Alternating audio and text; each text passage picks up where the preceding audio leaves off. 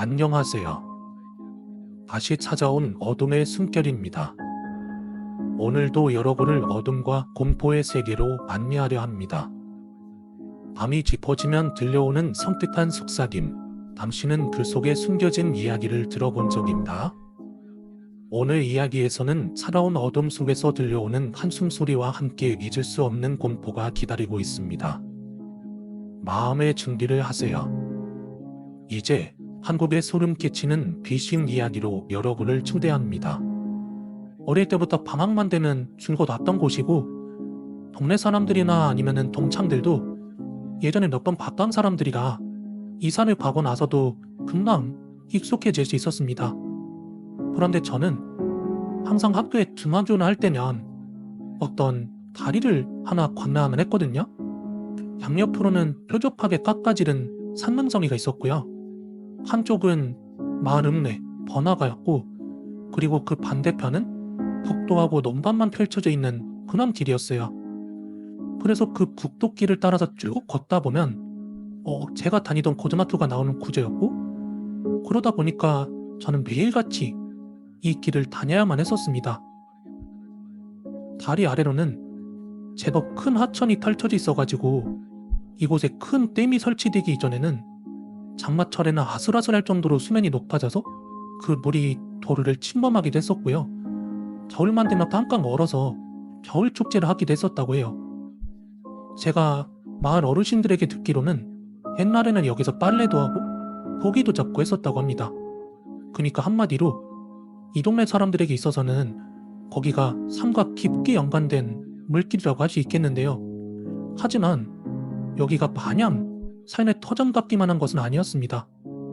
실제로 물이 너무 자주 불어나는 곳이라서 사람 빠져 죽는 사고도 자주 일어났었고, 또 소문에 의하면 외지 사람들이 찾아와서 자살을 한다거나 당시 한 산인마가 강원도로 도주했다는 그런 뉴스 기사가 한참 TV에 나오던 때라서 아무래도 그것 때문에 돌았던 뜬구름 같은 소문이었겠지만, 산인마라던가 조직폭력배들이 여기서 사람을 담근다는 그런 소문도 있었어요.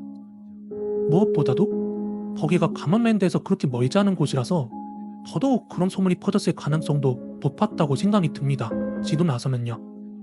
아무튼 일의 시작은 한여름 장마철의 주말이었습니다. 그날은 빗물이 따갑다라고 느껴질 정도로 거칠게 몰아치던 날이었어요. 워낙 시골 동네다 보니까 그 흔한 PC방도 없었거든요. 그래서 저는 몰래 학교 컴퓨터로 게임을 하거나 또 영화를 볼 생각으로 그날도 학교를 향하고 있었습니다. 당연히 학교에 가기 위해서는 아까 말씀드린 그 다리를 건널 수밖에 없었고요. 우산이 의미가 없을 정도로 온몸이 다 빗물에 젖으면서도 저는 컴퓨터를 하겠다는 집념 하나만으로 비에 젖은 흠집골로 그 다리 입구로 이어지는 바르산거리에 도착을 했습니다. 그리고 거기에 도착했을 쯤에 유사함을 하나 느끼게 되는데요. 거칠게 쏟아져 내리는 비 때문에 거리에는 사람은커녕 자동차도 보기 힘들었거든요.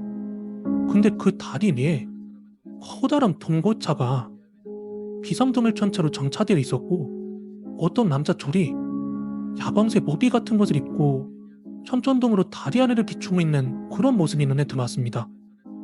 그래서 저는 속으로 비 올 때 하천이 넘치나 안 넘치나 수심 체크하는 사람들 있잖아요. 그럼 공무원들인가? 아니면 경찰인가? 이런 생각을 하면서 또박또박 그 사람들한테 다가갔습니다. 저기 여기 무슨 일이 있어나? 그러자 오히려 이런 굳은 날씨에 싸돌아다니는 저를 이상하게 여긴 듯이 뭔가 물어볼 것 같은 제스처를 피했다가 이내 포기한 듯 대충 그냥 손을 저어 보이더라고요. 아니, 별일 아는 일게 학습 날 수정하는 거야 물어봐두지 말라고. 말은 그렇게 하셨는데 이제 별일 아닌지 아니구나 하는 그런 직감이 들었습니다. 그래서 저는 아무렇지도 않게 그분들과 조금 떨어져가지고 다리 난간에 손을 얹고 그 막 쏟아져 내려오는 물길을 내려다보고 있었어요. 그때 그 물길을 지금 생각하면 정말 소름이 돋을 정도로 무시무시한 물살이었는데, 그 물살 사이사이에 이렇게 커다란 나뭇가지나 돌 같은 게 흘러내려가는 모습이 보였고, 그 중에서도 제 두 시선을 떼앗았던 풍경이 그 물살 위로 손목 시계를 찬 사람의 손목이 이렇게 물 위로 뻗어져 나온 모습을 보게 되었어요. 순간 이상함을 감지했죠. 왜냐하면 저렇게 사람 손이 대놓고 보이는데 옆에서 아직도 열심히 손전등을 비춰보고 있는 그 아저씨들에게 그 손이 안 보일 리가 없잖아요. 그리고 무엇보다도 물살이 이렇게나 거칠고 빠른데 저 손목만큼은 미동도 하지 않고 곧게 뻗어나와 있었기 때문이었어요. 장문이 그걸 본 저도 개름직했죠. 그리고 그걸 계속 지켜보고 있자니 짧지만 지나온 세월들을 돌아봤을 때 분명히 저건 사람이 아니다 라는 확신이 서더라고요. 그때 날도 어둑어둑했고 제가 비를 맞아가지고 코를 훌쩍이고 있었거든요. 분명히 컨디션도 안 좋았기 때문에 지금의 컨디션이면 충분히 그런 것들이 보일만 하다라고 생각을 했었어요. 그래서 제가 아저씨들한테 물었습니다. 혹시 누가 물에 빠졌어요? 그렇게 묻자 아저씨들 중 한 분이 제 바람이 너무 세다 보니까 라이터 불이 안 붙는 거예요, 담배에.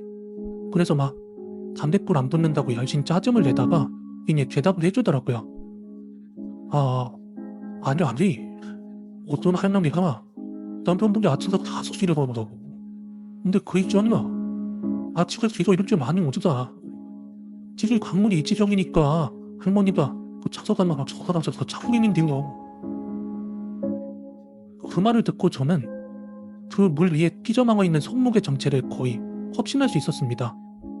그리고 나서 저는 천천히 물살이로 곱게 뻗은 그걸 물끄러미 쳐다보면서 그 다리를 빠져나왔습니다.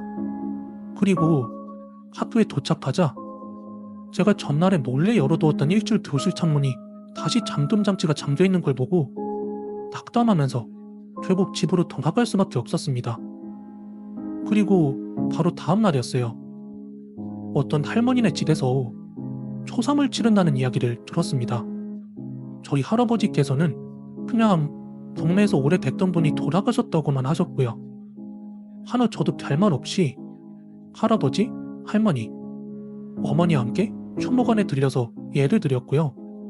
다시 집에 돌아오면서도 단 한마디도 그것에 대해 말을 꺼내지 않았습니다. 괜히 말을 꺼내봤자 되는없이 저정 타는 소리 한다고 오줌 들을 게 뻔했기 때문이에요. 그런데 더 깨름직한 이야기는 며칠 뒤에나 들을 수 있었습니다. 보통 사람을 화장하고 나서 뼈가루를 뿌린다고 한다면 큰 바다나 강 같은 데서 뿌리지 않나 싶지만 그 할머니께서는 남편분의 요고람을 들고 다시 그 다리 아래 하천에서 뿌리기도 하셨다고 합니다. 그 남편분 죽은 곳 말이에요. 저는 그날 한창 감학보충 수업 중이었기 때문에 학교에 있어서 그걸 보진 못했어요. 근데 그걸 마을에서 하는지라 일부 지인분들 께서 도와주신다면서 할머니랑 같이 가신 모양이에요. 그리고 거기에서 기이한 일이 일어났다고 합니다. 그 할머니께서 유골함을 꺼내 넣으시자마자 갑자기 뭐에 홀린 듯이 할로 펑비아빠 코비아빠 하면서 막 웃으시더니 하참 깊숙한 곳까지 막 전력 질주로 내달리셨다고 합니다. 하모만 마을 남성분들이 할머니에게 달려들어 말렸는데 할머니가 어찌나 힘이 센지 감정 3-4명이서 달려가도 여간 말리기 힘든 게 아니었다고 합니다. 그러는 와중에도 그 할머니는 코기야와 내가 그리로 가서 꺼내줄게 이런 식으로 열심히 말씀하시고 계시니까 그 자리에 있던 모두가 경악을 금치 못했다고 합니다. 지나고 나서 생각해보니까 만약에 정말로 귀신 같은 게 존재한다면 할머니를 그 하천 깊은 곳까지 유인한 존재는 할머니가 그리워서 찾아온 할아버지 귀신이었을까요? 아니면 그걸 알고 할머니까지 데려가려고 했던 앞이었을까요? 코리에지리 구독자 코코넷넷님의 사연입니다. 제가 실제로 겪었던 이야기를 하나 오늘 해볼까 합니다. 때는 2017년 늦여름에서 가을 사이였고요. 일반적인 무서운 이야기들이랑은 다르게 제가 진짜로 해가 찜찜할 때 겪은 일이라서 너무 소름이 돋아가지고 아직까지 생생하게 기억하고 있는 일인데, 제 경험담을 실제 있었던 어떤 그런 사건과 연관을 지으려는 것은 아니지만 상당히 그 시점이 묘해서 이야기를 한번 해봐요. 그때 2017년 당시는 제가 지인들과 여기저기 낚시를 되게 많이 다니던 시기였고요. 그 당시 제가 유튜브 영상을 하나 보게 되는데 벨리보트 타고 보팅 낚시하는 영상이었거든요. 그 영상이 너무 재밌어 보이는 거예요. 그래서 지인들이랑 그 벨리보트라는 걸 구매한 뒤에 이곳저곳 저수지에 되게 많이 놀러 다녔어요. 근데 여기서 이제 벨리보트라는 걸 조금 설명을 해드리면 앉아서 타는 7인 보트 같은 거예요. 그래서 이렇게 엉덩이를 대고 앉는데 제 두 다리랑 발을 물 아래로 담그고 오리발로 차면서 보트를 밀어내는 방식이에요. 이제 손으로 잡는 노 같은 것도 실어서 같이 이렇게 배를 움직여서 물 위에서 떠서 돌아다니면서 낚시를 하는 게 이제 벨리보트 낚시라고 하는데, 아무튼 그렇게 한여름에 벨리보트라는 걸 사서 낚시를 시작했다가 진짜 빼약볕에 쪄죽는 줄 알았어요. 그 물 위에 가림막 하나 없이 둥둥 떠가지고 낚시를 하다 보면은 그 진짜 살 다 타거든요. 그때 여름에 한번 타 죽을 뻔한 뒤로 잠시 그 벨리보트를 막 쳐두다가 여름 막바지에 선선하게 바람이 들어올 무렵에 이제 슬슬 벨리보트 타기 좀 좋은 날씨다 하는 생각에 제 아는 지인이랑 함께 서울에서 차 끌고 진천에 있는 백곡저수지라는 곳으로 이제 지인과 둘이서 출발을 했어요. 그때 이제 오랜만에 벨리보트 낚시이고 또 그 백곡지라는 곳은 제가 처음 방문해보는 곳이라서 되게 설레기도 하고 또 긴장도 되더라고요. 이렇게 두근거리는 마음을 안고 제 낚시할 채비를 한 뒤에 거기 있는 슬로프에서 보트에 몸을 싣고 이제 보팅을 시작을 했어요. 지인이랑 동시에 이제 물가에 둥둥 떠가지고 서로 원하는 포인트를 탐색하면서 좀 거리를 두고 낚시를 하기 시작을 했죠. 물에 담겨있는 제 다리는 되게 시원했고 그때 이제 선선하게 불어오는 바람도 햇볕을 어느 정도 식혀줘가지고 그 둥둥 떠서 낚시하는 기분이 제법 상쾌했습니다. 이렇게 포인트를 직접 찾아다니면서 낚시를 하다 보니까 제법 입질을 많이 받기도 했고요. 좀 사이즈 좋은 그런 배스들도 많이 구경을 했어요. 그렇게 얼마나 낚시를 했을까요? 어느 순간이었는데 보트 아래로 내려둔 제 발 안에로 뭔가가 툭 채이는 느낌이 나는 거예요. 그러니까 그 오리발 끝에 뭔가 툭툭 건드려지는 듯한 느낌? 그래가지고 이게 뭔가 하고 물 아래를 바라봤는데 그 저수지의 물 색깔과 그리고 그 보트의 물결 때문에 그 물속이 제대로 보이진 않았어요. 또 수심도 그렇게 얕은 곳이 아니었고요. 그래서 이게 뭐지? 하고 생각하던 찰나에 또 한 번 뭔가가 발에 툭 하고 건드려지는 느낌이 나는 거예요. 분명히 말씀드리지만 제가 둥둥 떠있던 곳이 수심이 좁고 얕은 곳이 아니었거든요. 제 발밑에 뭐가 툭툭 채일 만큼은 아닌데다가 그게 설령 수초 같은 거라면 오리발 끝에 툭툭 하듯이 그렇게 채이는 느낌은 아닐 거란 말이죠. 그래서 뭐지? 이거 좀 사이즈가 큰 이마나 베스 같은 애들이 부딪히나? 하는 생각을 했어요. 근데 어지간히 정신나간 물고기 아니면 둥둥 떠있는 사람 발에 갖다 놓을 일 없잖아요. 그래서 뭐 낚시하다 보면 보통 사고 났다고 하거든요.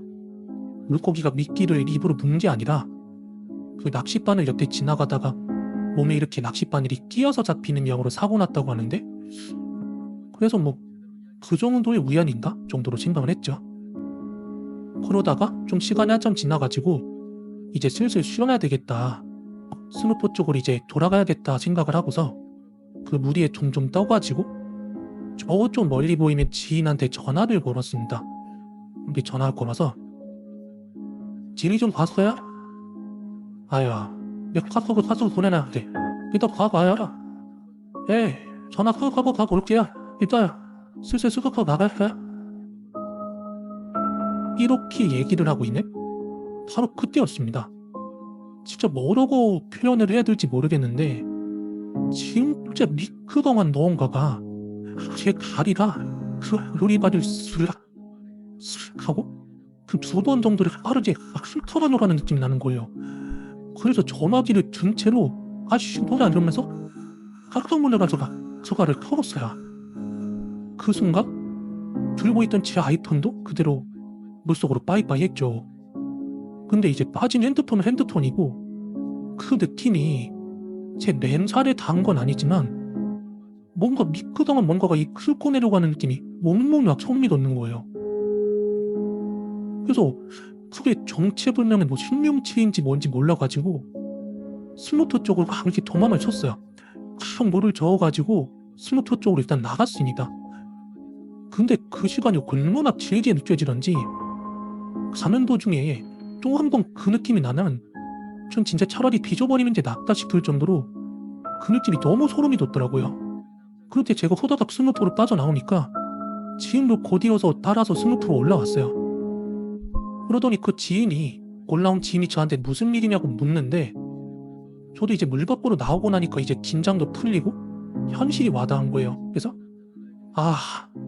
핸드폰 물에 빠뜨렸습니다. 씨발 이러면서 제 한탄을 했죠. 그리고 나서 제가 왜 핸드폰을 물에 빠뜨렸는지 그 이유를 설명을 드렸어요. 그러자 그 지인 분께서 하는 말이 뭐 다리 수초 같은 거 감긴 거 아니에요? 아니면 뭐 물고기 치인 거 아니에요?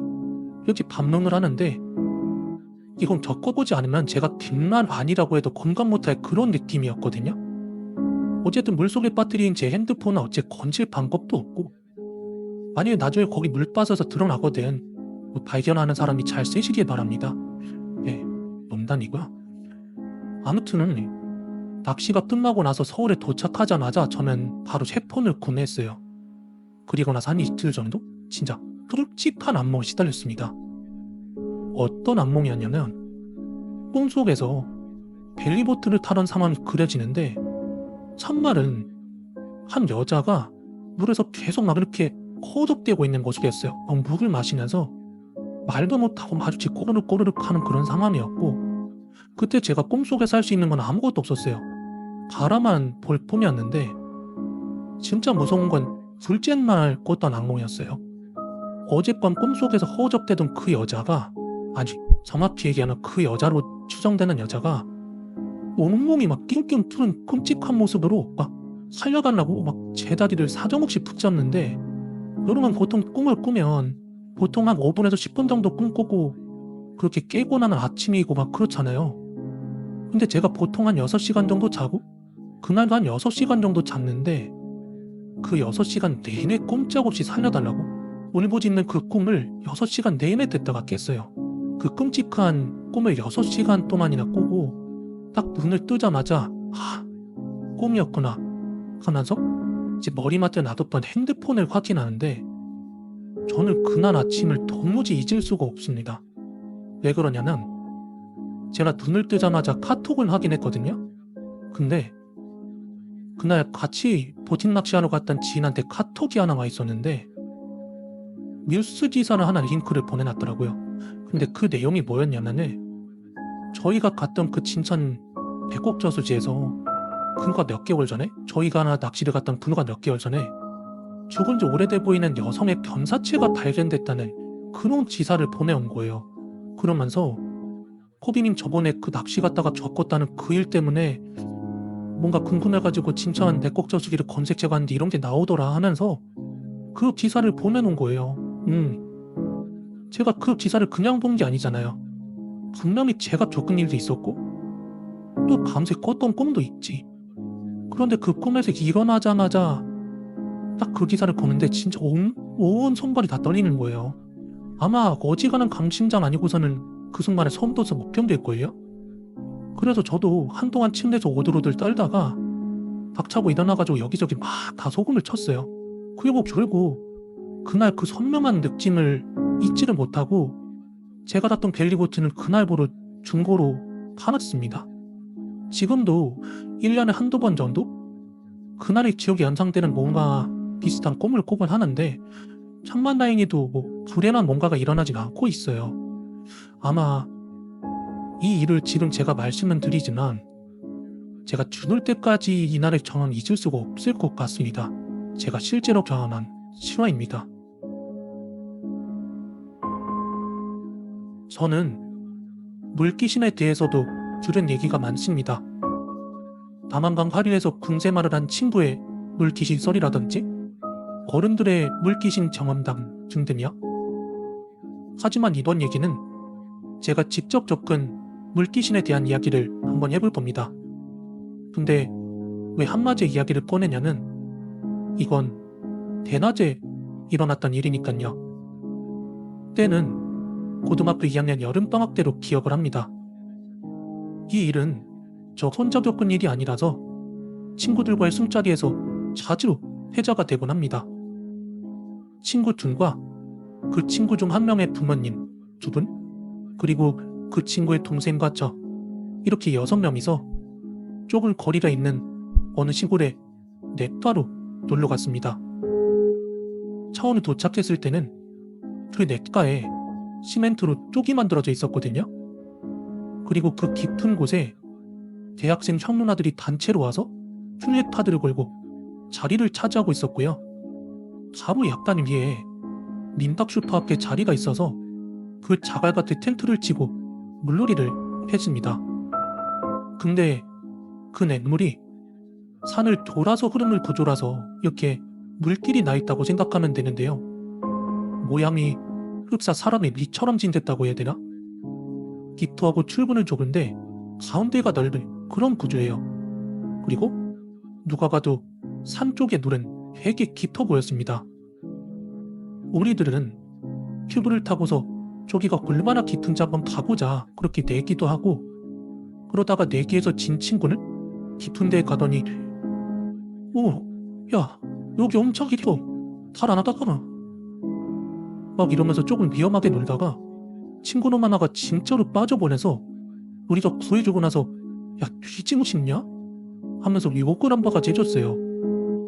근데 걔가 우리 중에 가장 수영을 잘하는 놈이었거든요. 근데 진짜 저희가 안 구해줬으면 죽을 뻔한 거죠.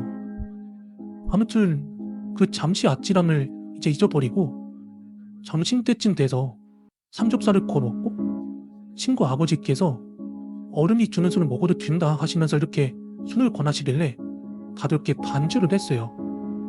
그리고 술을 먹어서 졸렸는지 저는 텐트 안에서 낮잠을 잤죠. 그러다 자는 도중에 밖이 시끄러워가지고 잠에서 깨서 나왔는데 아까 저 물에 빠졌던 제 친구 놈이 그 물가에서 어느 모르는 여자 꼬마아이를 안고 밖으로 나오고 있는 겁니다. 물어보니까 그 꼬맹이가 물에 빠져서 건져준 거라고 하는데, 친구 둘이 놀고 있었는데 그 꼬맹이가 트로 타고 이렇게 깊은 곳으로 쓱 흘러가더래요. 그러다가 튜브는 그대로 두고 쏙 빠져버리길래 구해줬다는 겁니다. 그때 기억으로는 한 7살? 한 6살쯤 되어 보였어요. 근데 빠지자마자 바로 구해서 그 아이가 물을 엄청 많이 마신 건 아닌 것 같았는데 뭐 놀래서 그랬는지 기절이 있었습니다.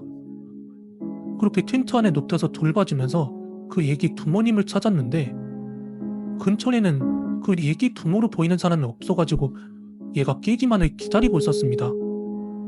그러다가 그 애가 깨고 나서 가장 처음 하는 소리가 이 말이었습니다. 우리 오빠는요? 너 혼자 오는 게 아니고? 우리 오빠는 같이 가졌어. 어떤 언니더라. 그 얘기를 들은 우지는 곧바로 119 신고를 했습니다.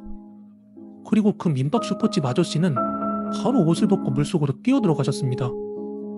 그리고 친구하고 저는 그 애기 손을 붙잡고 애기 부모님을 찾으러 갔어요.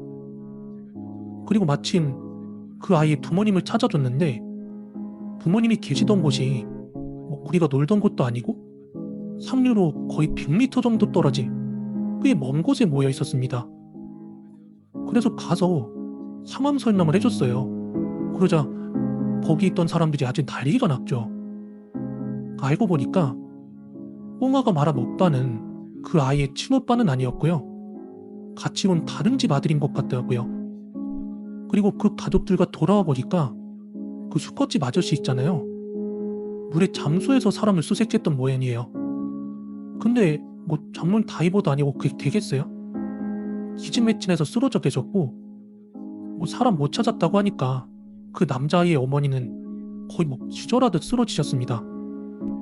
그러자 그 남자아이의 아버지가 직접 들어가서 참는다고 다 그렇게 나서길래 친구들하고 다 같이 그 아저씨를 막 뜯어말리고 아기 교환이 따로 없었습니다.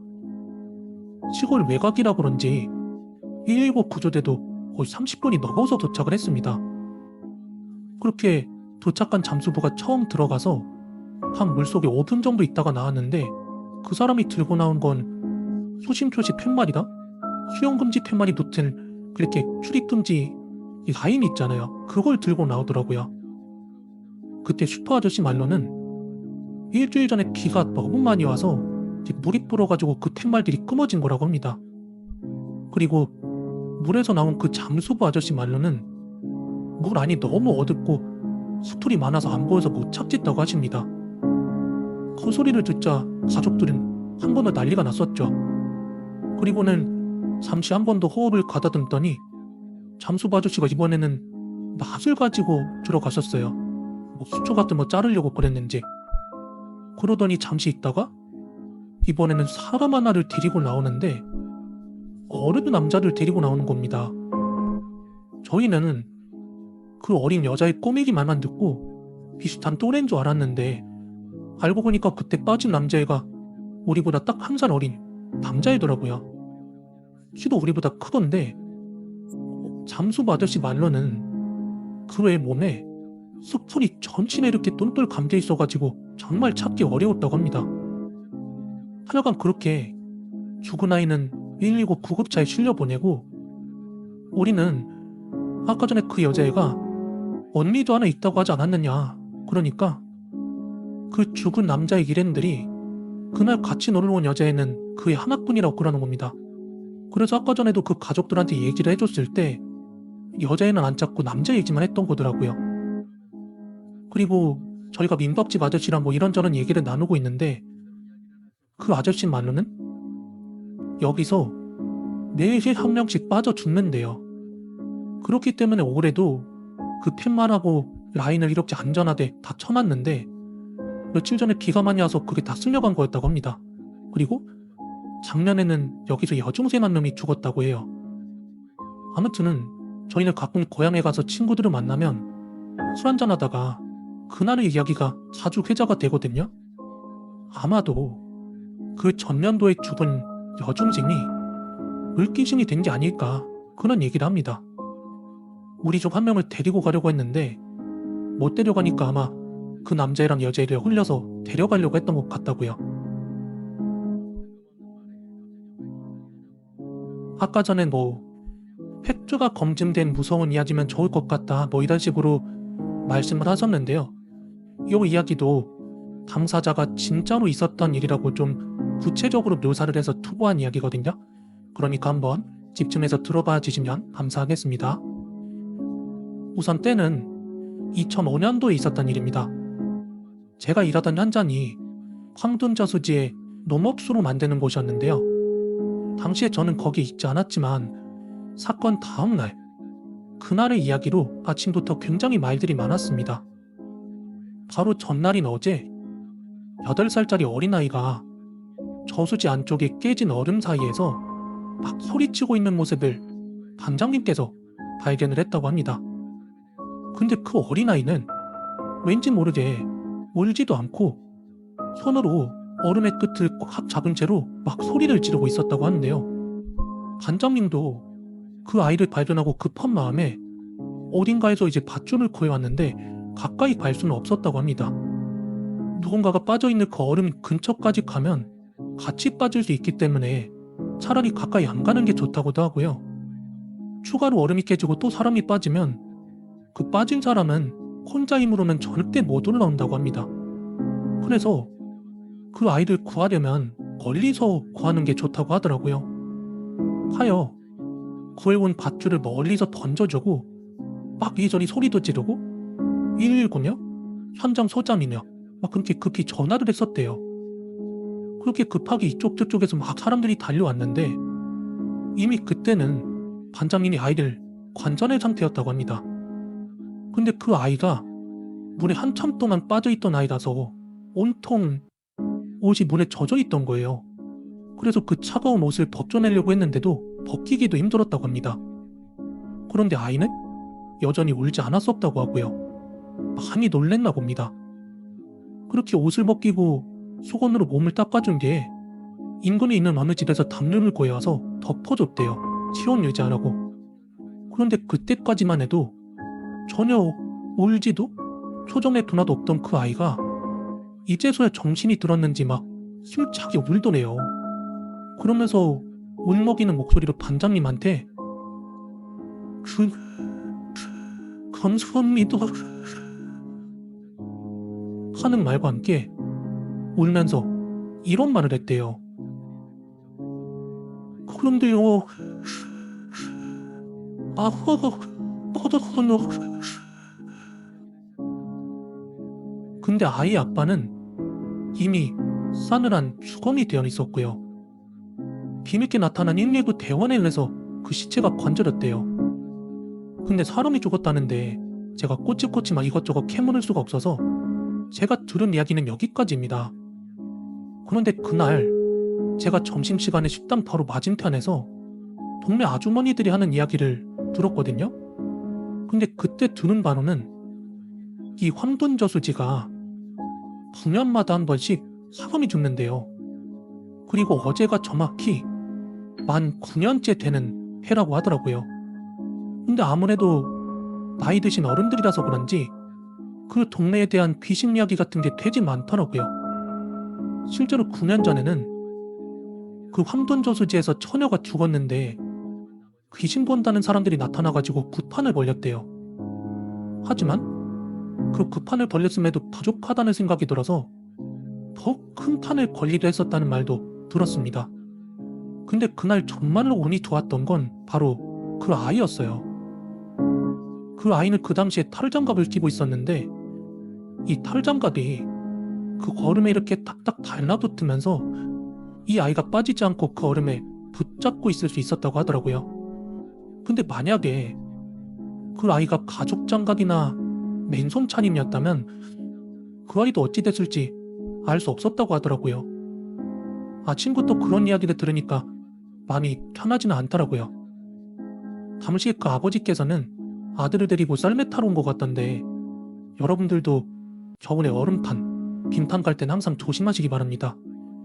저도 그 전날에 탑다리 밑에 가서 얼음 구경했었는데 이 이야기를 들으니까 다시 가고 싶다는 생각이 싹 사라졌었습니다.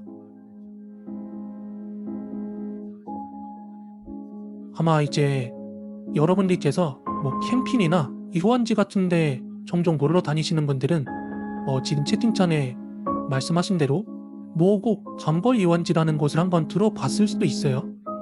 또 모곡 유원지라고 그 가족 단위로 캠핑 오는 사람들 되게 많거든요. 간간히 쏘가리 루어 낚시나 아니면은 동어 낚시하는 그런 조사님들도 종종 오시고요. 지금부터 말씀드리려는 이야기는 그날 형을 따라서 그 모곡 유원지 갔다가 생겼던 실제 이야기인데 그날 형 따라 낚시를 갔다가 저희가 낚시를 잡았던 곳이 대략 어디였냐면은 그 모곡 유원지 끝자락 쪽에 공터가 있어요. 그날 저랑 저희 형이랑 저희 형 친구 이렇게 3명이서 낚시를 갔어요. 전날에는 비가 내렸어요. 그리고 그 당일날도 뉴스에서 뭐 창동이랑 비 소식이 있다고 해서 저희가 자리를 잡고 나서 혹시 모르니까 도감만 하지 말고 그냥 텐트랑 차는 옆으로 떼두고 낚싯대만 들고 들어가자 하기로 하고 들어가서 낚시를 하기로 했어요. 이제 조그마한 물이 흐르는 곳을 건너서 이제 장어 낚시 치기를 준비를 했어요. 장어 낚시도 마찬가지로 뭐 방어 낚시나 이런 거랑 마찬가지로 던져놓고 기다리는 낚시예요. 장어가 물 때까지 이렇게 던지고 감고 이런 건 아니고 배를 펼쳐놓고 그 위에다가 뭐 케미, 불빛 같은 거 달아놓고 방울 같은 것도 달아요. 그래서 장어라든지 물고기가 낚싯대를 잡아당기면 바물이 타랑타랑하고 이래서 뭐가 입질이 있는 걸 알아챌 수 있게끔 그렇게 채비를 해놨는데 한 낚싯대 던져놓고 한두 시간 지났나? 입질도 전혀 없고 하염없이 시간만 흘러갔기 때문에 형이랑 저랑 그리고 형님의 친구 이렇게 3명이서 펜트 쪽으로 이동해 간다. 그 맥주를 마시고 있었어요. 그렇게 맥주를 따서 마신 지 얼마 안 됐을 쯤이었는데 갑자기 저희가 펼쳐놓은 낚싯대 있죠? 그쪽에서 방울 소리가 들려오는 거예요. 막 따낭따낭따낭하고.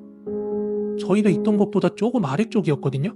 저희가 맥주를 마시던 곳보다 낚싯대를 펼쳐놓은 곳이 조금 저지대라서 이렇게 그 공터를 쳐다보니까 저희가 낚싯대를 한 7개 정도 펴놨는데 끝자락에 있는 낚싯대 하나가 계속 이렇게 위아래로 흔들리고 있더라고요. 그냥. 그래서 야, 뭐 잡혔나 보다 하고 일단은 소리 나는 쪽으로 막 뛰어갔어요.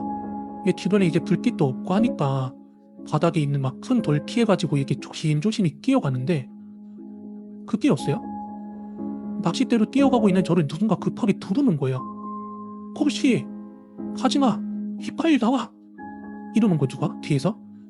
그래서 걸음을 멈추고 딱 뒤를 돌아봤는데 형의 지인이라는 분이 소리를 치는 거예요, 저한테. 그래서 지금 저거 잠어든 뭐든 물었으니까 침질해야 되는데? 하면서 이제 마음은 그 낚싯대로 가고 있는데 워낙 다급하게 부르니까 이제 되돌아가면서 생각을 했죠. 뭐야? 랜턴을 안 가지고 가서 위험해서 그런가? 아니면 뭐 빛 나오는 곳인가? 이렇게 돌아가는 와중에 밤울은 더 힘차게 울리는 거예요. 마치 나한테 빨리 낚싯대를 건져라, 나 월척이다, 이렇게 신호를 주는 거죠. 그래서 거의 낚싯대 건지고 싶은데 막 욕심이 나잖아요. 너무 급하게 부르니까 일단 올라갔어요. 일단 올라갔더니 그 형 지인 친구분이 누군가를 잡아먹을 듯한 되게 무서운 정색하는 눈빛으로 그 낚싯대 있던 곳을 막 째려오면서 그러는 거예요. 빨리 진깁시다, 올라가자, 이러는 거예요. 근데 더 웃긴 거는 이제 우리 형이었죠. 나는 영문도 모르고 있는데 같이 있는 형도 뭐 이유를 알던 모르던 갑자기 짐을 챙기자고 그러면 왜 그래? 이렇게 한밤중 물어볼 법도 한데 형도 국말 없이 소지품을 주섬주섬 챙기는 거예요. 그러는 와중에도 그 방울 소리가 딸랑딸랑거리는 소리가 계속 멀리서 들리고 있었고, 그래서 아쉬운 마음에 쳐다봤어요, 그 낚싯대 쪽을. 그랬더니 그 둥째에서 갑자기 저쪽 쳐다보지 마세요, 정색을 하는 거예요. 쳐다보지 말라고. 되게 분위기 잡고 막 짐을 챙기는 분위기니까 저도 모르게 이제 바르게 짐을 챙겼어요. 짐을 챙기고 그걸 이제 차에 실었는데 생각해보니까 낚싯대는 펼쳐져 있잖아요. 그래서 그럼 저 낚싯대는 어떻게 해요? 하고 물어봤더니 일단 차에 타래요. 그때가 새벽 2시, 3시 그쯤이었거든요. 모두 그렇게 낚싯대는 그대로 둔 채로 저희가 차를 세워놨던 곳에서 그렇게 멀지 않은 곳을 이렇게 이동을 하는데, 그렇게 차로 이동하는 내내 뭔가 적어도 뭘 봤는지 뭔지 모르겠는데 그 짧은 거리 이동하는 순간에도 꼭 고개 질린 것처럼 막 창도 꼭 고개 내밀고 자기들이 더 위험해 보이게. 그래서 아니 왜 이렇게 다들 호들갑을 떠나 하면 이제 속으로 생각을 하고 있었는데 그 참에 이제 형의 친구분이 입을 열더라고요. 오늘은 여기로 그만 내려가지 말자, 내일 날 마저 밝으면 그때 낚싯대랑 챙겨서 올라가야겠다, 이렇게 얘기를 하더라고요. 그래서 차에 남자 3명만 딱 있던 중에 제가 궁금해서 물어봤죠. 아니 도대체 무슨 일인데 그래요? 뭔데 그래요? 왜 이렇게 호들갑이야 다들? 하고 물어봤더니 그제서야 알게 됐어요. 그 형의 친구분 지인이라는 분이 뭐하는 사람인지. 그분이 이제 박수래요. 박수무당. 박수 알죠? 남자 무당을 박수무당이라고 하는 거 알죠? 근데 그분이 말씀하시기에 아까 전에 그 맥주 따가지고 마시다가 다물소리 따냥따냥 울렸잖아요. 그래서 제가 그 낚싯대 확인한다고 뛰어갈 때 그 낚싯대 끝자락에 어떤 남자가 그 가장 끝에 있는 낚싯대를 들고 손으로 잡고 이렇게 흔들더래요. 그니까 다물이 울린 거야. 그리고 다물이 울린 거를 제가 듣고서 서둘러서 그쪽으로 뛰어가니까 마치 걸려들었다는 듯이 이리 뒤까지 티조절하는 웃으면서 더 심하게 다물을 흔들더래요. 저도 예의 나듯이. 그걸 보자마자 저를 불렀다고 합니다. 예. 그리고 제가 다시 올라가려고 몸을 틀었을 때 다시 서둘러서 내 몸의 단향을 낚싯대로 돌리고 싶기라도 한다는 듯 더 쌔쌔하게 흔들더래요. 저는 무속이라든지 그런 사람들을 직접 본 적이 없었기 때문에 처음엔 좀 의심을 했어요.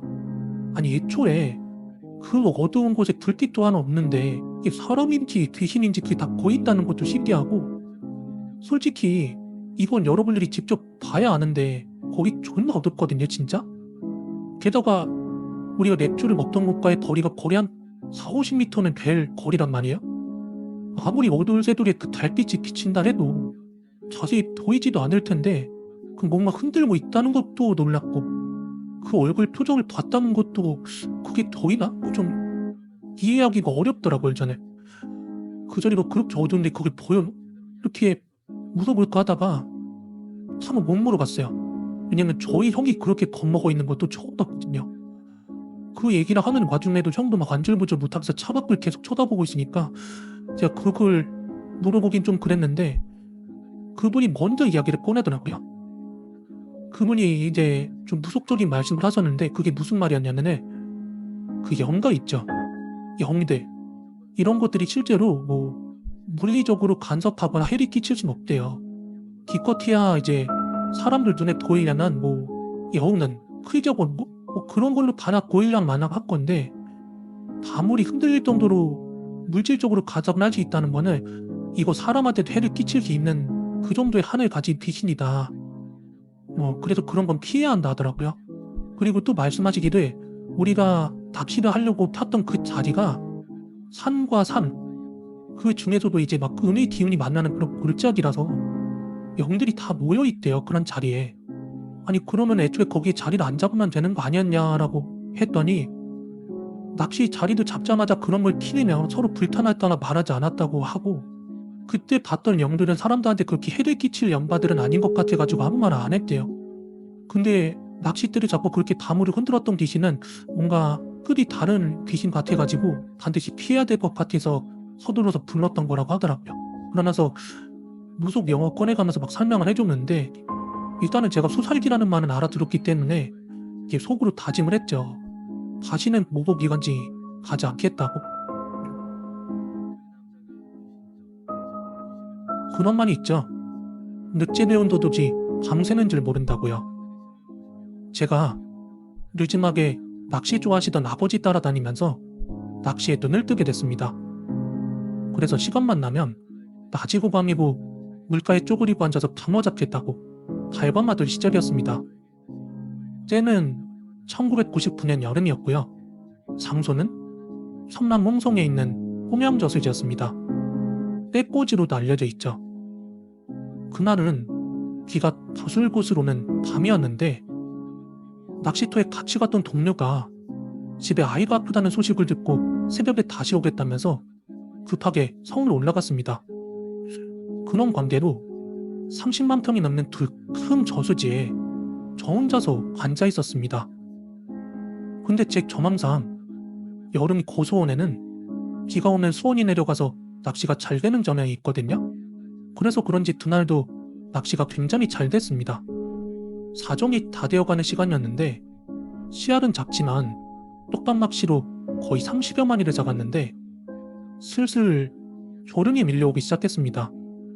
그날 비가 오는 관계로 텐트 칠 곳이 마땅치 않아서 졸음과 싸우면서 버티고 있었는데, 그때 승용차 한 대가 들어왔습니다. 그리곤 젊은 사람 두 사람이 내리더니, 제가 건너편에서 떼뻐우죽집을 하는 사람인데 친구가 낚시가 왔는데 비 때문에 할까 말까 맘설이다가 이쪽에서 후레쉬 불빛이 보여서 건너왔다는 것이었습니다. 아저씨, 거기 좀 나오마나? 조함을 물어보면서 제 살림맘을 들어보더니 엄마 하는 소리와 함께 갑자기 낚싯대를 켜느라 분주해집니다. 근데 부모는 아무나 잡나요? 저는 초저녁부터 밑밥을 계속해서 넣어놓았으니 계속 부모가 나오는 자리였고, 그 친구들은 이제 자리를 잡을 잼자리에서 부모가 나올 리가 없죠. 그러나 제 자리에서는 계속해서 입질이 들어왔습니다. 와, 아저씨 잘 잡으시네요. 그러기로 네 기획분 가는 것도 아닌데. 그 친구들은 얼마간 낚시를 더 해보다가 입질이 전혀 없자, 아, 고기도 안 잡히는데 그냥 술이나 마시자 하면서 그 이슬기 속에 장작분을 피우고 어죽집 사장답게 소시랑 냄비 등을 동원해서 찌개도 끓이고 삼겹살을 굽더니 소주를 마시기 시작합니다. 아저씨, 소주 한잔 하시네요? 에휴, 기다려, 이놈들아. 갑자기 술 친구가 돼서 이렇게 주거니 받거니 하다 보니까 기분이 굉장히 좋았습니다. 들어보니까 서울농약에서 과장으로 근무하다가 IMF 구조조정으로 잘리고 고향에 내려가서 어죽집을 한다고 하네요. 뭐 그런 넋두리도 들어주고 나중에 내가 잡은 붕어 다 주겠다고 하니까 아침에 어죽 끓여온다고 희희낙낙 즐거워 죽겠답니다.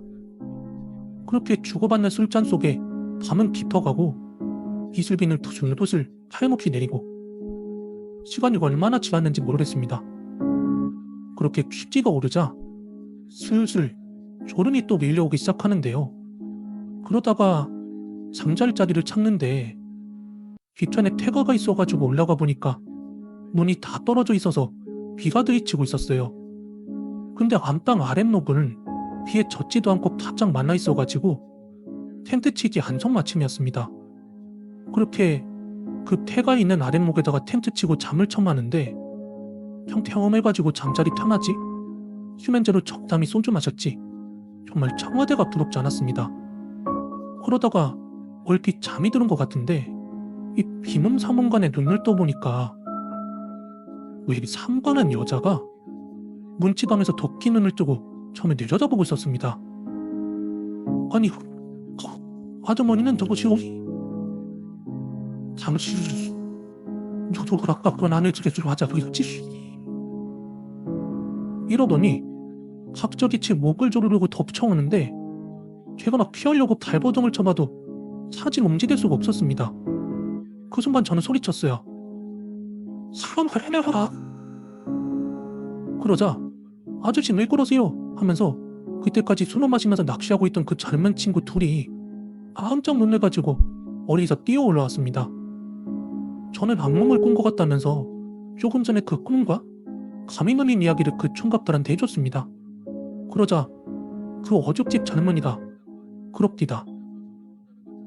아저씨, 이 집 아저씨 고기 져서 불에 빠져 죽었고요. 아주머니 개들보에 먹내따라 죽어서 폐려가 됐으니까 왜 여기에 텐트를 피셨어? 하면서 왜 여기에 텐트를 피셨냐고 하더라고요. 근데 제가 그걸 알았겠습니까? 그렇다면 제가 꿈에서 본 그 아줌마는 이 집 사는 귀신이라는 이야기인데 잠이 싹 떨어났습니다.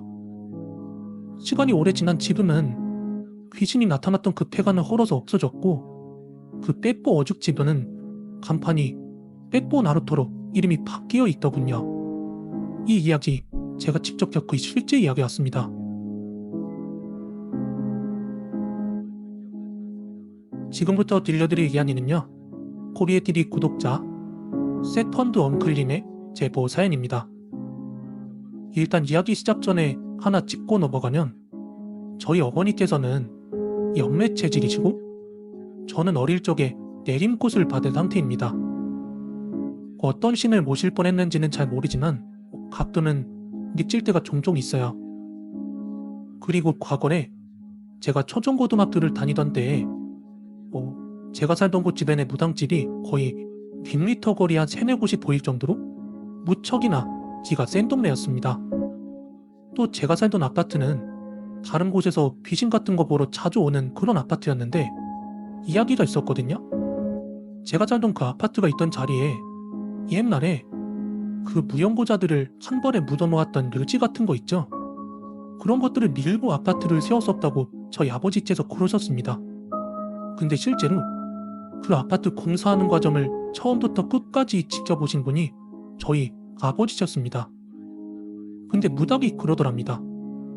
이 아파트 터에 기가 센 사람들이 이곳에 와서 살면은 기가 눌려서 영들이 떠나거나 혹은 기가 눌려서 같이 살거나 둘 중에 하나가 될 거랍니다.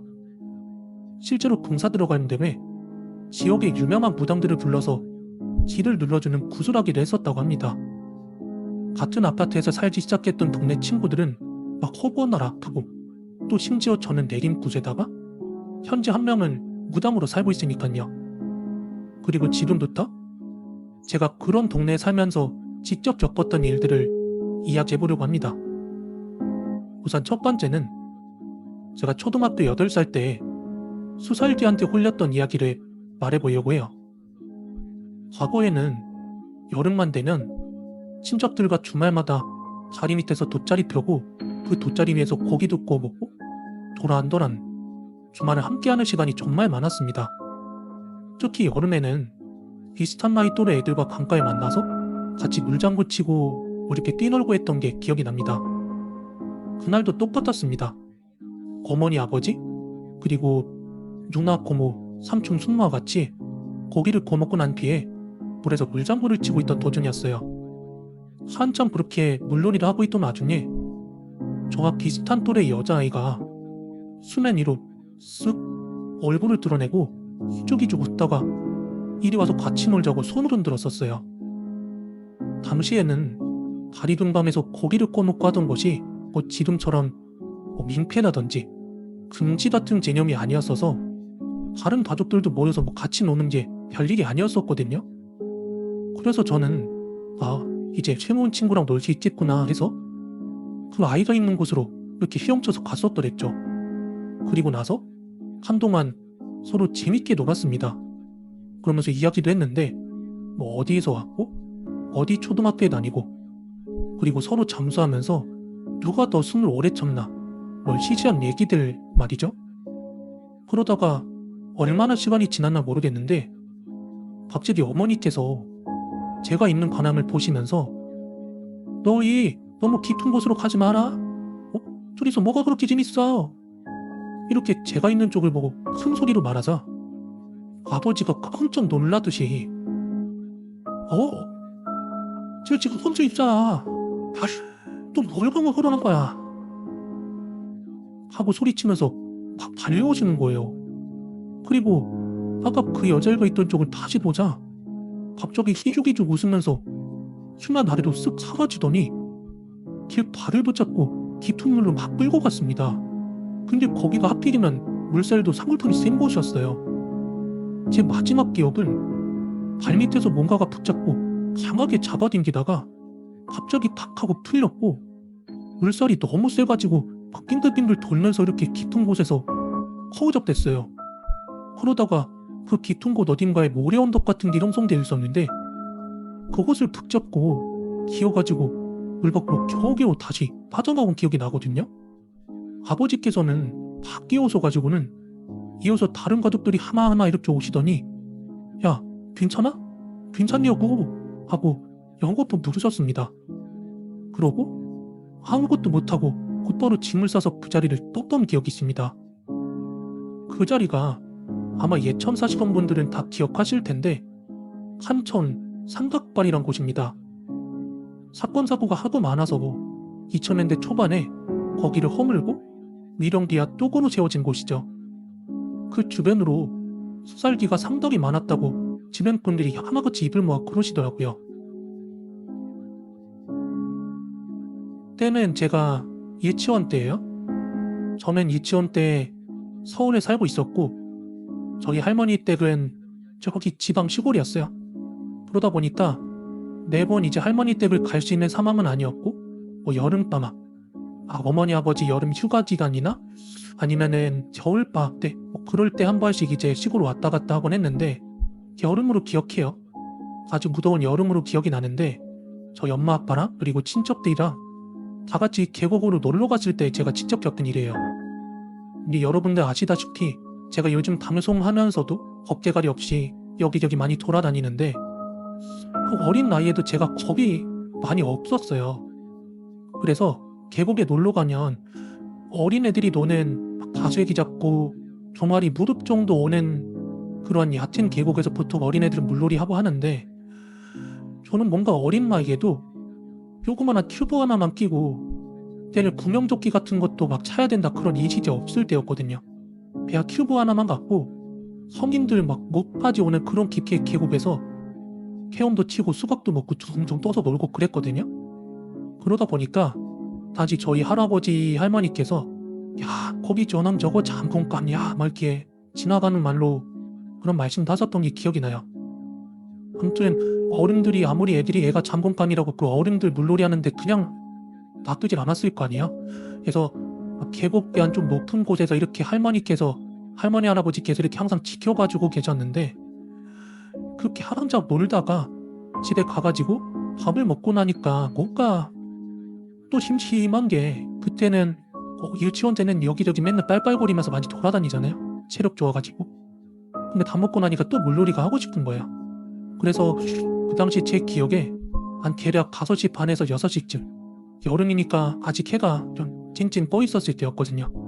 그래서 이제 어른들은 밥 먹고 쉬고 있었는데 저 혼자 튜브 가지고 가가지고 계곡에 또 들어갔어요.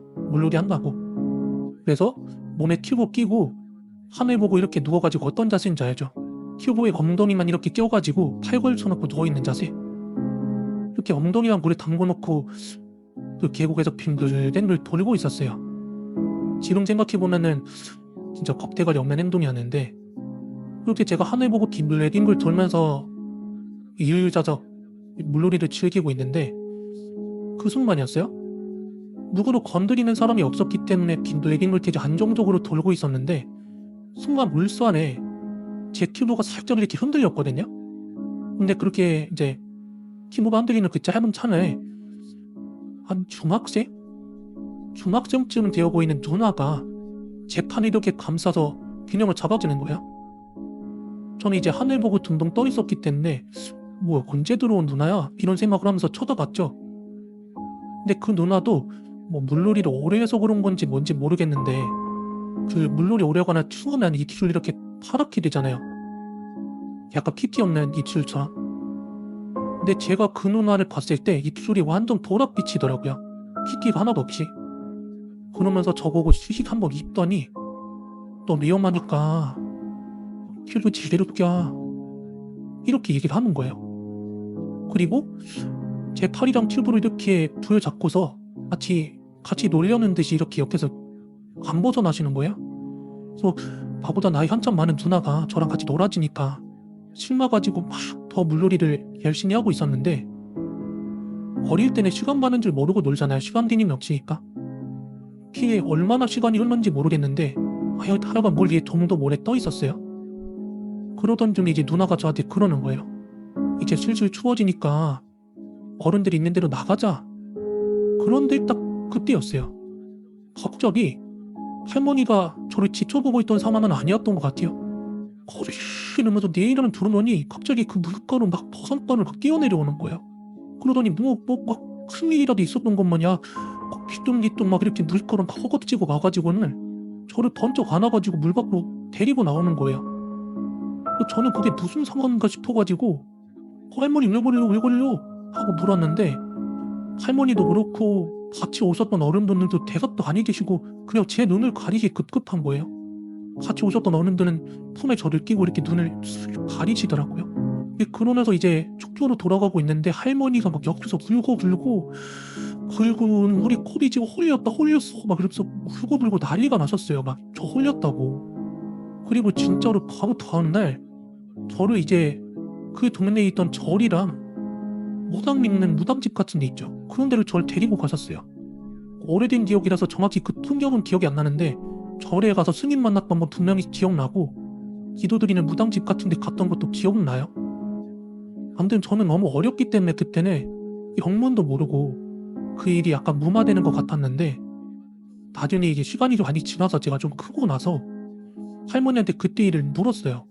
다시 여쭸어요. 왜냐하면은 제가 나이 들기 전까지는 주변에서 제 부모님도 그렇고 친척들도 그렇고 누구도 대답을 안 해줬기 때문에. 그래서 제가 나이 먹고 나서 할머니한테 물어봤는데 그 할머니가 말씀하시기에 저녁 먹고 어느 정도 쉬고 소화가 되신 다음에 제가 잘 놀고 있는지, 물가에 안전하게 잘 놀고 있는지 살피려고 이렇게 와가지고 내려가 보고 있는데, 아이고 우리 손자 잘 놀고 있네 하고 제 쪽을 보고 있었는데, 제가 뭔가 누구랑 같이 놀고 있는 것처럼 막 짜르륵 웃으면서 물전만을 치고 있는데 할머니 집중이에요. 제 튜브 쪽에 검은색 뭔가가 이렇게 끼어가지고는 같이 막 흔들리고 있더래요. 제가 말이지 튜브에서 뒤뚱뒤뚱 놀았을 거 아니에요. 거기에 뭔가 검은색 뭔가가 껴가지고 같이 막 흔들리면서 놀고 있는데, 얘가 도대체 뭐 하면서 놀고 있는 건지 누구랑 놀고 있는 건지 싶어가지고 할머니가 이제 주머니에 넣어놨던 안경까지 끼고서 자세히 보신 거예요. 근데 제가 제 손에 검은색 머리카락 같은 걸 잡고 막 이리저리 빙글빙글 돌고 뒤뚱뒤뚱 거리고 있더라는 거예요. 할머니 있는데 신나서 물장구 치면서. 할머니가 제가 도대체 지금 뭘 쥐고 있는 거 놀래가지고 막 도성관을 뛰어서 봤는데 가까이 보니까 쥐고 있던 그 머리카락과 함께 어느 한 여중생쯤으로 보이는 여자아이 시체가 둥둥 떠오르더래요. 그래서 할머니가 너무 놀래가지고 뭐 설명할 것도 뭣도 모르고 제가 어린 나이, 할머니 판단에는 제가 어린 나이지만 죽은 사람인지 아닌지는 분간은 했을 거 아니에요. 죽은 사람이면 말은 못할 테니까.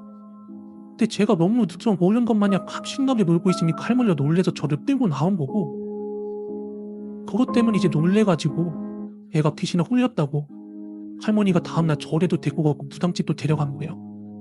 근데 그때를 돌이켜 생각해보면 제 기억에는 그냥 입술 좀 퍼렇게 뜬 누나랑 물놀이 했던 되게 즐거운 기억이 어떻거든요? 그때까지만 해도. 근데 물 밖에 나오고 나서 어른들은 애들한테 심각한 표정 잘 안 보여지잖아요. 뭘 해도 우쭈쭈쭈 우리 누구 우리 고비 어울고 우쭈쭈 하긴 아픈데, 그 이야기를 듣고 나니까 그날의 기억이랑 함께 그 어른들 덩쪼 있고 막 자맘스러워서 어쩔 줄 몰라하는 그 표정들이 막 스쳐 지나가는 거예요. 분명히 제 눈에 서있는 누나였거든요. 근데 나중에 알고 보니까 그 누나는 이미 죽은 시체였다는. 제 시골은 전라남도 금진입니다. 저희 시골에는 큰 저수지가 하나 있었는데 대부분 동네 어른들이 아이들은 절대로 출입을 못하게 했고, 어른들도 낚시 외에는 뭐 수영이나 배를 띄우는 일은 절대 없었습니다. 왜냐하면 한 10년 전쯤이었어요. 동네 아이들이 그 저수지 근처에서 친구들과 장난치고 놀다가 거기에 빠지는 일이 있었대요. 4명의 아이들 중 2명이 그 물에 빠져서 죽었다고 합니다. 다행히 같이 놀던 다른 2명은 살아남았지만 바로 다음 날이었는데, 이유는 모르겠지만 그 살아남은 2명의 아이도 저수지 근처에서 다음 날에 죽은 채로 발견이 되었다고 합니다. 그 이후론 해마다 그 저수지에서 꼭 4명씩 죽는 지이한 일이 벌어졌습니다. 3명도 5명도 아니고 꼭 4명씩이요. 근데 처음에는 아이들만 빠져 죽는 줄 알고 어른들이 그렇게도 단속을 했는데, 나중에는 낚시하던 어른들도 빠져 죽더라는 거예요. 해마다 4명을 채우면서 말입니다. 하지만 저는 그 소문에 대해서 믿지 않았습니다. 하여 호기심 많았던 저는 동생의 손을 잡고 옆집 언니 둘과 함께 그 저수지로 놀러 갔었습니다. 옆집 언니 둘은 워낙에 저희를 이뻐해줘가지고 저희도 굉장히 잘 따라다녔거든요. 그렇게 이제 저수지 근처에 다 같이 가가지고 낚시꾼들이 앉아있던 흔적이 남은 그 자리에서 뭐 장난도 치고 뭐 얕은 물이 있는 저수지 물 빠지는 곳에서 물장난도 하면서 그렇게 놀고 있었거든요. 그러던 어느 순간이었는데 제 동생이 저수지 근처에서 볼일을 보다가 들고 다니던 인형을 물에 빠뜨린 거예요. 그래서 그걸 건져내겠다고 그만 저수지에 빠져버리고 말았습니다. 저는 과거에 바닷가에서 한번 물에 빠져 죽을 뻔한 적이 있었거든요. 그래서 물에 들어가는 걸 워낙 싫어했어요. 그래서 동생을 구한다고 들어가지는 못하고 옆에서 발만 동동 구르고 있었고, 옆집 언니들도 어쩌지 못하고 있었습니다. 동생은 막 허우적거리면서 살려달라고 비명을 거리버리 질러대는데 아무것도 할 수 없으니까 저는 진짜 정말로 죽고 말 싶었습니다. 옆집 언니들은 그나마 수염을 곧잘 하셨는데 동생이 저수지에 빠졌던 그 해에 이미 저수지에서 3명이 죽었어요. 이제 4명에서 딱 1명이 모자란 상태라서 무서워서 섣불리 들어가지 못했을 겁니다. 그런데 바로 그 순간이었어요. 이렇게 저수지 주변을 해가지고 그 동네에 살던 순덕이 언니라고 있었는데 그 언니가 막 서둘러서 달려오더니 동생을 구하겠다고 저수지에 끼어들어갔어요. 그 언니는 평소에 굉장히 착했는데 뭔가 바보스러운 성격 때문에 동네 아이들이 모두들 피하곤 했었는데 제 동생은 누구든 잘 따랐었거든요. 그래서 이 언니가 제 동생을 엄청 이뻐했었어요. 그 언니가 동생을 구하겠다고 물에 텅텅 끼어드는데 아무 말도 못하고 그저 바라만 보고 있었습니다. 그러다가 거의 물속으로 잠겨가던 동생을 그 언니가 가까스로 잡고 건져냈는데 어떻게 된데 그 언니는 물 밖으로 못 나오고 그대로 가라앉아 버리고 말았습니다. 그 장면을 보고 있는 저는 너무 충격적이었어요. 무언가에 끌려가는 듯이 이렇게 고개를 내밀고 서서히 빠져들더라고요. 동네는 난리가 났습니다. 할머니께서는 저희를 곧바로 서울로 올려보낸다면서 난리를 치셨습니다. 그리고 그날 밤 모기장을 치고 할머니와 셋이서 딱 붙어서 잤습니다. 헌데 자다 보니까 으슬으슬 춥더라고요.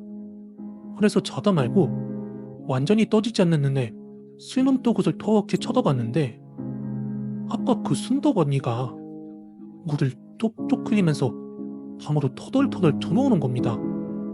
잠바의 머리에 하얀색 원피스를 입은 채로요. 저는 너무 무서워서 자는 척을 했거든요. 근데 그 언니는 분명히 모기장이 쳐져 있는데 아무런 걸림도 없이 손을 모기장 안으로 쭉 뻗어놓고서는 자고 있는 제 동생의 머리를 쓰다듬더라고요.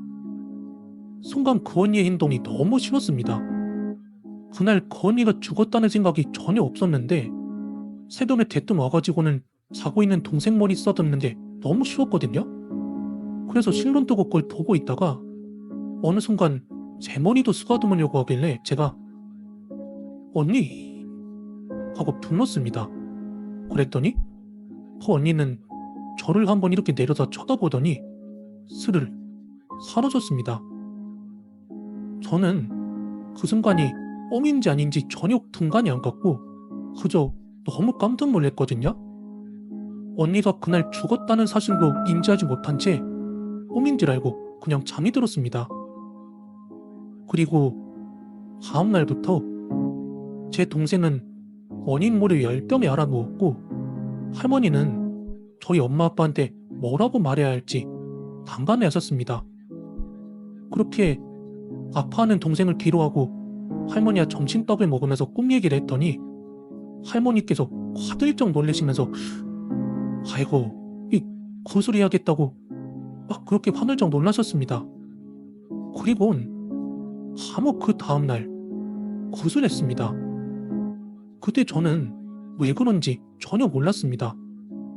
그저 생전 처음 보는 장면이라서 너무 신기하기도 하고 왜 저렇게 방방 끼고 사람들이 구경이 없나 하고 바라만 보고 있었는데 어느 순간 무당의 입에서 순덕 언니의 목소리가 들렸습니다.